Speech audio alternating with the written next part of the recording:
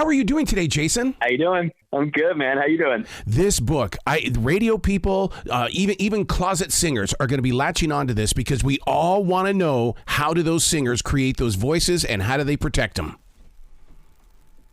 Absolutely. For you to be this up close and personal with such a private question, because in reality, you can't just walk up to Tony Bennett saying, yo, dude, what you doing to keep that thing so nice and fresh? Exactly. Well, that was one of the main inspirations for the book. Is that by a certain chain of events, when I had just started singing and I had been a drummer my whole life, and I kind of got forced into being the singer for my band, and I was at a bar at a party, and I ended up spending a bunch of time with Eddie Vedder at this bar, and when we finished our conversation at the end of the night and he walked away, I went, oh my God, I just started singing for my band. I don't know what I'm doing. And I didn't ask Eddie Vedder how he's not blowing his voice out every night. I gotta figure this out. And so it set me on this path of like, let me just get to all my heroes and ask them how they're doing this. And also doing it in a way where it's not technical, but that it could still be fun for music fans to read, so that you don't have to be a singer to dig the book. Yep. You can just be a fan of music and you're laughing at all the stories and all the neurosis. Well, Jason, I've always told people that, that we live in this world where we accept people speaking out of tune. To me, speaking is just like singing. If you're out of tune, you're out of tune. And so many times I don't think people are even speaking correctly. Yeah. I mean, there's two camps on that too. There's some singers that aren't in tune all the time or pitchy or whatever it is, but they're still beautiful. I mean, people like Tom Waits or Neil Young or those untraditional voices, Nick Cave or whatever that you wouldn't exactly think of as like Sam Cooke or Donny Hathaway, but they still bring this beauty with them because of the brokenness and the fragile nature of the voice. So I celebrate that in this as well. And it's great to hear from a bunch of these people to talk about that. Yeah. You making that transition from the drums to lead vocalist, my God, that had to be a change in your breathing pattern, because when you're doing those drums and you're singing, you're using two different types of lung muscles there. Yeah, I mean, I thought that I think the drummer is the coolest person in the band.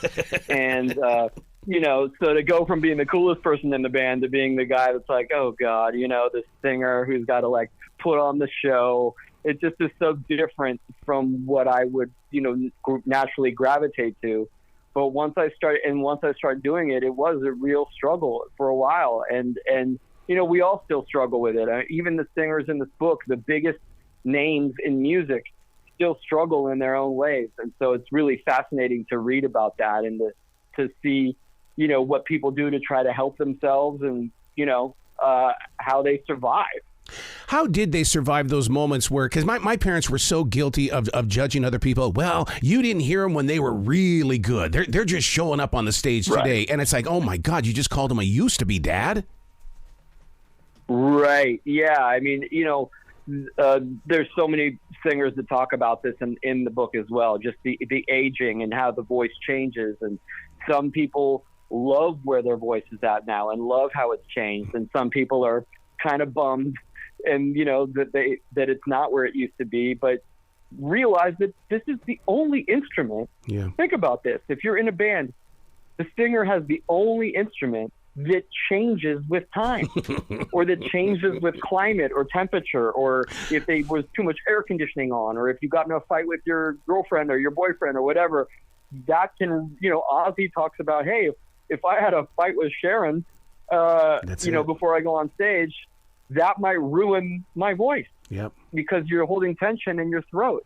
So there's all these little fragile things that you don't think about when you just see somebody up there kind of in the glory of the spotlight. You don't know how insane they are in their head at that moment.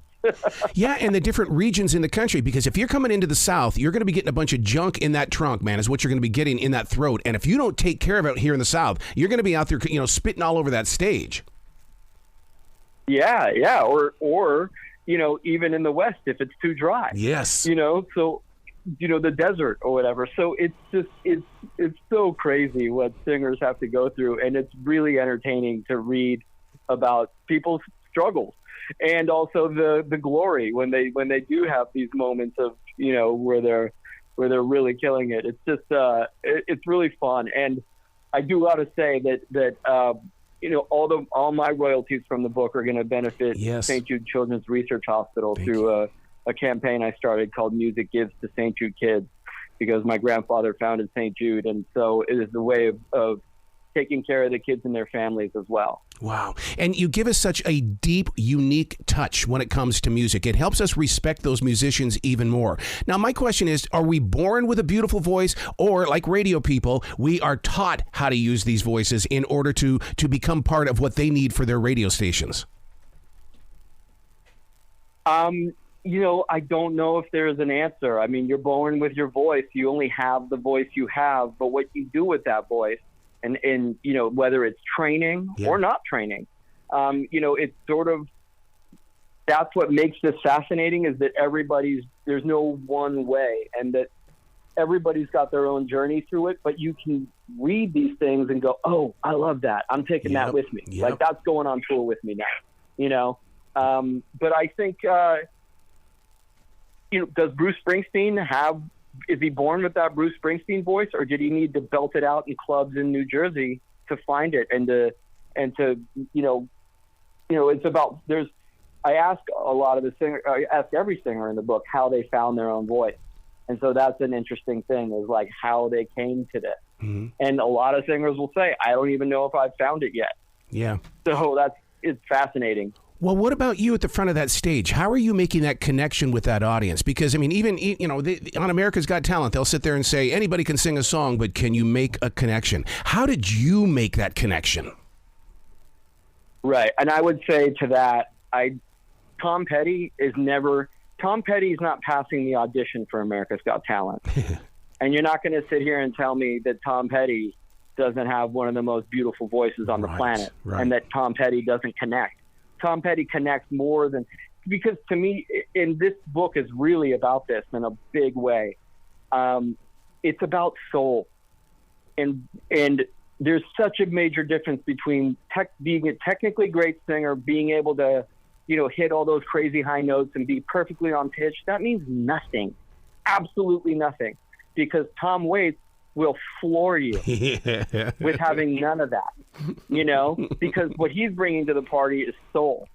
And so it's really about connecting to your soul. Are you being authentic? Are you speaking your truth? I think it's just like any human being, you can spot the BS a mile away, but if you're being really honest, I think that comes through, and I think it's about connecting to your soul, and I think that's what people respond to.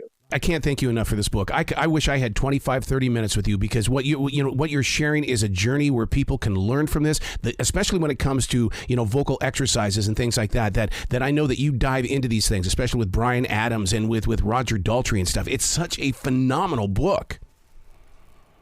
Yeah. I mean, there's guys like Bryan that have, incredible vocal things, and then there's guys like Roger that they're not necessarily doing. It's not like Roger's doing vocal exercises, but he's teaching you other stuff. Yep. It's about attitude and behavior and what and how he approaches being one of the pioneers of rock and roll early on. So it's incredible to just hear everybody's different approach, but it's also not technical. Right. It's not like you glaze over when you're reading it. It's made for music fans to read and to enjoy, and for music fans, it's a resource guide for singers, but also music fans that don't sing will have a blast reading it, because you're just loving all the stories and hearing sides of these singers that you've never heard before. Wow. Please come back to this show anytime in the future. Jason, the door is always going to be open for you. Thanks so much. Well, you be brilliant today, okay, sir? You too, brother.